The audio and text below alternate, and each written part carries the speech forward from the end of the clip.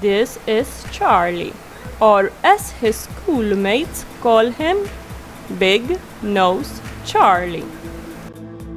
His best friend is his pet, a black Labrador. They share the bed, the food,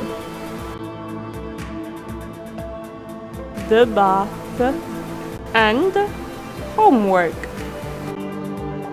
They even play football together, and usually the dog wins.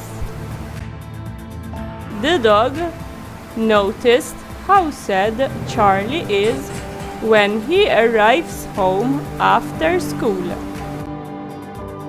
One day, Charlie left the door ajar, and the dog followed him from afar. Some of his classmates were playing football in the field.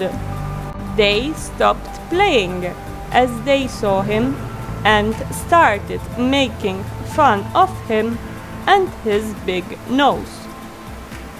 They kicked the ball in the direction of his face with the intention of hurting him.